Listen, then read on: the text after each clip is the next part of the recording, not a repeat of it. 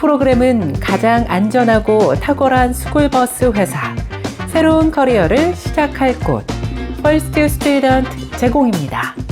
여러분들의 새로운 커리어를 시작해보세요.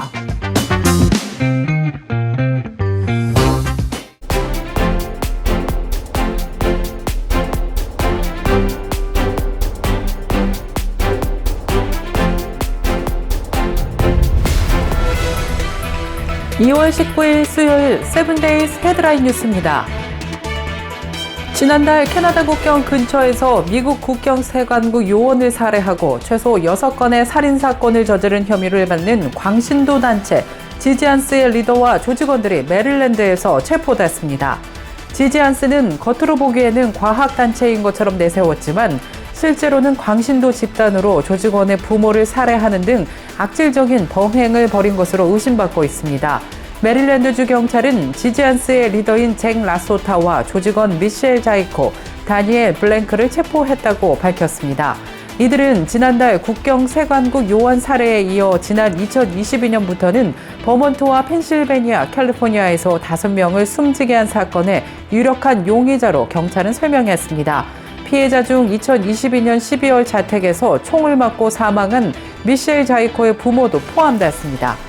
경찰은 지지안스의 구성원 수는 30명에 달하고 이들은 주로 수학 및 컴퓨터에 능통한 젊은 트랜스젠더 여성이라면서 이들은 모두 온라인에서 만났고 무정부주의적 신념을 공유하고 있다고 설명했습니다.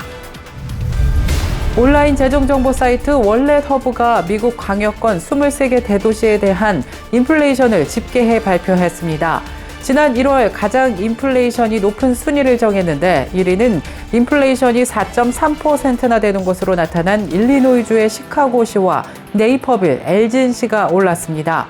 2위는 하와이주의 호놀룰루로 4.1%로 조사됐고 이어 4.0%를 기록한 뉴욕시가 전체 3위로 나타나 미국 내에서 인플레이션 4% 이상을 기록한 광역권은 3곳으로 집계됐습니다.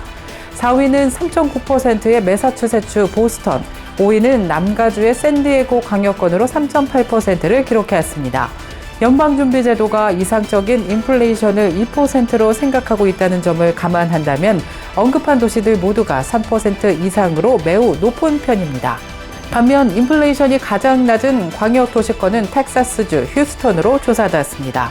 트럼프 대통령의 대대적인 이민자 단속과 전 세계를 상대로 시행하고 있는 관세 부과 정책, 우크라이나 전쟁과 관련한 불투명성 등이 합쳐지면서 미국 경제 불확실성이 해소되기는 어렵다는 것이 전문가들의 분석입니다.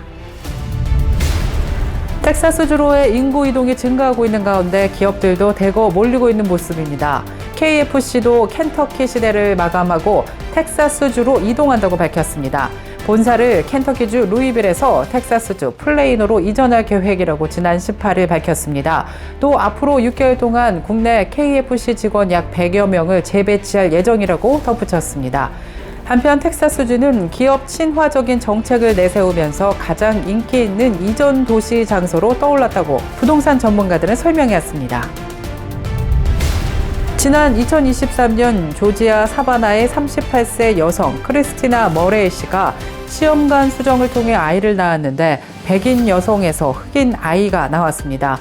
5개월 후 DNA 검사를 통해 이 여성은 아이의 친엄마가 아니라는 사실이 밝혀졌고 시험관 수술 업체의 실수로 다른 고객의 배아를 이식한 것으로 밝혀졌습니다. 결국 아이는 아이의 친부모에게로 갔는데요. 이 사건에 대해 최근 크리스티나가 회사를 상대로 소송을 하겠다고 기자회견을 열었습니다.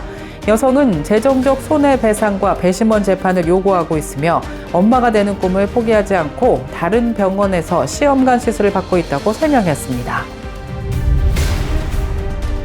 유전자가 건강이나 노화에 미치는 영향보다 흡연이나 음주와 같은 생활 방식 등이 건강과 노화에 미치는 영향이 더 크다는 연구 결과가 나왔습니다.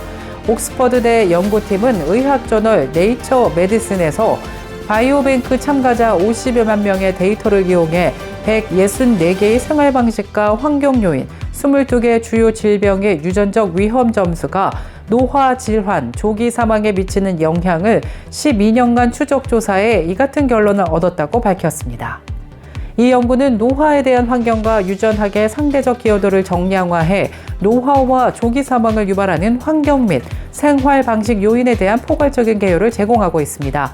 추가 기간에 발생한 모든 원인으로 인한 사망은 모두 31,716건으로 전체 사망 가운데 74.5%가 75세 이전에 발생한 조기 사망이었습니다. 분석 결과 환경적 요인은 추적 기간의 사망 위험에 변화에 미치는 영향의 17%를 차지하는 반면 유전적 요인의 영향은 2% 미만인 것으로 조사됐습니다. 확인된 25개의 독립적인 환경 요인 중에서 흡연, 사회적 지위, 신체 활동과 생활 조건이 사망률과 생물학적 노화에 가장 큰 영향을 미치는 것으로 조사됐습니다. 연어 공급업체인 액미 스모크드 피쉬가 지난해 10월 25일 FDA의 공지에 따라 12온스 더블 포장으로 판매된 컬클랜드 시그네처 훈제 연어 111건을 자발적으로 리콜했습니다. 해당 제품은 테스트 결과 리스테리아 박테리아 오염이 확인됐습니다. 최근 FDA는 해당 제품을 최고 위험 등급인 1등급으로 격상시켰습니다. 리콜 제품 사용 시 심각한 건강 문제 또는 사망을 초래할 합리적 가능성이 있어 소비자들의 주의가 요구되고 있습니다. 한편 루이지애나산 생굴이 노로바이러스 오염 가능성으로 리콜 조치됐습니다. 리콜된 굴은 미네소타, 조지아, 뉴저지, 뉴욕 등 6개 주에서 유통됐음이 추가로 밝혀졌습니다. 식품의약청 FDA는 당초 알라바마, 플로리다, 루이지애나, 메릴랜드 등 7개 주에서만 유통됐다고 밝혔지만 지난주 조지아, 아칸소, 켄터키, 사우스캐롤라이나 등 6개 주가 추가된 것입니다. 한편 리콜된 굴은 루이지애나 소학구역에서 생산된 것으로 껍질이 반 벗겨진 굴, 냉동된 굴, 가공된 굴 등 여러 유형으로 판매되고 있습니다.